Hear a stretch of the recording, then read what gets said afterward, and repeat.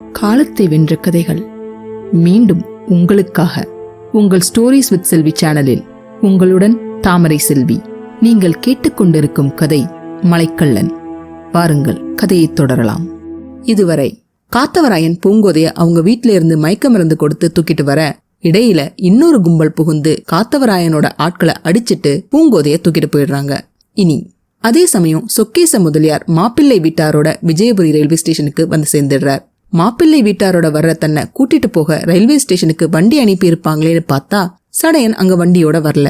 என்ன ஆச்சரியமா இருக்கே, அக்கா கண்டிப்பா வண்டி அனுப்பி இருப்பாங்களேன்னு தோணினாலும் அந்த சமயத்துல ஒண்ணும் பண்ண முடியாது இல்லையா? அதனால மாப்பிள்ளையோட அப்பா அம்மாவையும் ரயில்வே ஸ்டேஷன்ல இருந்த ஒரு வண்டியில கூட்டிட்டு தன்னோட வீட்டுக்கு புறப்படுறார் சொக்கேசர். வீட்டை நோக்கி வண்டி போகுது. இடையில திடீர்னு யாரோ ஒரு ஆள் குடிச்சிட்டு விழுந்து கிடக்கிறார். வண்டிக்காரன் அந்த ஆளை தட்டி எழுப்ப ட்ரை பண்ணும் போதுதான் அவர் குடிச்சிட்டு கிடக்கல, யாரோ அவரை அடிச்சு ரத்த வெள்ளத்துல போட்டுட்டு போனது தெரியுது. பயத்துல வண்டிக்காரன் அலற அவசரமா சொக்கேசர் இறங்கி பார்த்தா அடிபட்டு கிடக்கிறது வேற யாரும் இல்ல, அவங்க வீட்டு வேலையாளான சடையன் தான். இத பார்த்த சொக்கேசருக்கு ஒரே குழப்பமா இருக்கு. வண்டிக்காரனை அவரோட வீட்டுக்கு அனுப்பி ஆட்களை கூட்டிட்டு வர சொல்றார். வண்டிக்காரனும் சொக்கேசரோட வீட்டுக்கு போறான். வீட்டுக்குள்ள போய் பார்த்தா டேபிள் எல்லாம் கீழே கிடக்குது, பூஜாடி எல்லாம் சிதறி கிடக்குது. அப்ப திடீர்னு தடதடன்னு ஒரு சவுண்டு கேட்க, பின்னங்கால் பெடரியில அடிக்கிற மாதிரி பயத்துல ஓடி வந்து சொக்கேச முதலியார்கிட்ட வீடு எல்லாம் திறந்து கிடக்குது, வீட்டுல யாருமே இல்ல, பேய் நடமாட்டம் மாதிரி இருக்குன்னு விஷயத்த சொல்றான். உடனே பதட்டத்தோட சொக்கேசர் தன்னோட வீட்டை நோக்கி போறார்.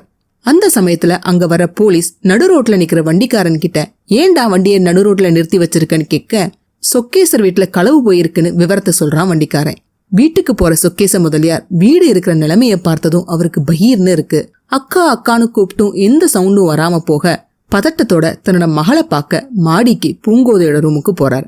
அங்க பார்த்தா அங்க மகளும் இல்ல. தலையில இடி விழுந்த மாதிரி திகைச்சு நிக்கிறார் சொக்கேசர். அப்ப சப் இன்ஸ்பெக்டர் ஆறுமுகம் கான்ஸ்டபிளோட சொக்கேசர் வீட்டுக்கு வர்றார். போலீஸ் வீட்டுக்குள்ள போறதுக்கு முன்னாடி திடீர்னு தடதடன்னு சவுண்டு கேட்க, சவுண்டு வர திசையை நோக்கி போறாங்க போலீஸ். ஒரு ரூம்குள்ள இருந்துதான் அந்த சவுண்டு வருது. கதவு வெளியே பூட்டி இருக்க அந்த கதவை உடைக்கிறாங்க போலீஸ். உள்ள பார்த்தா அந்த வீட்டு வேலைக்காரங்க எல்லாரையும் அடிச்சு கட்டி போட்டு வச்சிருக்காங்க. வந்த போலீஸ் அவங்களை எல்லாம் காப்பாத்தி வெளியே கொண்டு வந்து படுக்க வைக்கிறாங்க. கட்டி போட்டவங்களுக்கு வைத்தியம் பார்க்க டாக்டரையும் வரவழைக்கிறாங்க. கலக்கத்தோட சொக்கேசர் போலீஸ் கிட்ட வீட்டுக்குள்ள யாருமே இல்லைன்னு சொல்ல போலீஸும் வீடு ஃபுல்லும் தேடுது. அதே சமயம் சப் இன்ஸ்பெக்டர், போலீஸ், சொக்கேச முதலியார் 3 பேரும் பூங்கோதை ரூமுக்கு போய் அங்க ஏதாவது தடயம் கிடைக்குமான்னு பாக்குறாங்க. அப்ப போலீஸ்காரர் கண்ணுல அந்த மயக்க மருந்து செடி படுது. இந்த மாதிரி செடி உங்க வீட்டுல இருக்கான்னு சப் இன்ஸ்பெக்டர் சொக்கேசர் கிட்ட கேட்க, அத மோந்து பார்த்துட்டு ரொம்ப நெடியா இருக்கே, இப்படி ஒரு செடியை நான் எங்க வீட்டுல பார்த்ததே இல்லைன்னு சொல்றார் சொக்கேசர். சரி, எதுக்கும் யூஸ் ஆகும்னு ஆறுமுகம் அந்த செடியை விசாரணைக்கு எடுத்து வச்சுக்கிறார். வீட்டை முழுசும் தேடி பார்த்த போலீஸ் ஒரு ரூமுக்குள்ள காமாட்சி அம்மாவை வாயை புத்தி கட்டி போட்டு இருக்கிறதையும் கண்டுபிடிக்கிறாங்க. அவங்கள அவசரமா வெளியே கொண்டு வந்து சோஃபா செட்ல படுக்க வைக்கிறாங்க. கலக்கத்தோட தன்னோட அக்காவுக்கு ஏதாவது ஆகிடுமோன்னு பதறி நிக்கிறார் சொக்கேசர். டாக்டர் காமாட்சி அம்மாளை சோதிச்சு பார்த்துட்டு பயம் எதுவும் இல்ல, மருந்து கொடுக்கறேன்னு சொல்லிட்டு மருந்து எடுக்கிறதுக்காக சைக்கிள்ல கிளம்புறார். ஆனா அவர் கிளம்ப போறதுக்கு முன்னாடி எங்க இருந்தோ ஒரு ஆள் அவர்கிட்ட ஒரு துண்டு சீட்டை நீட்டி, சாமி இத கொடுக்க சொன்னாங்க, இதுல இருக்கிறபடி உடனே செய்யணும், இல்லைன்னா ஆபத்துன்னு சொல்லி கொடுக்கறான். என்னன்னு தெரியாட்டாலும் அவன் சொன்ன வார்த்தையை மீற முடியாம டாக்டர் அந்த லெட்டரை பிரிச்சு படிக்கிறார். அதுல என்ன எழுதி இருந்ததுன்னா, சொக்கேச முதலியார் வீட்டுல இருக்கிறவங்களுக்கு பச்சில விஷம் கொடுத்திருந்தாங்கன்னா அவங்களுக்கு இதுல அனுப்பி இருக்கிற மூலிகைகளை கசக்கி மோந்து பார்க்க செய்யணும். இத படிச்சதும் இந்த கடிதத்தை கிழிச்சு போடணும்னு எழுதியிருந்தது.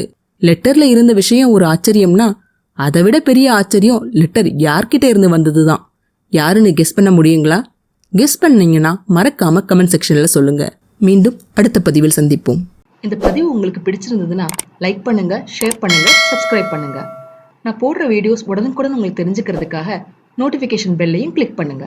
என்னங்க கதை சுவாரஸ்யமா போயிட்டு இருக்கா? இந்த கதையை பத்தியான உங்க கருத்துக்களை தவறாம என்னோட ஷேர் பண்ணுங்க.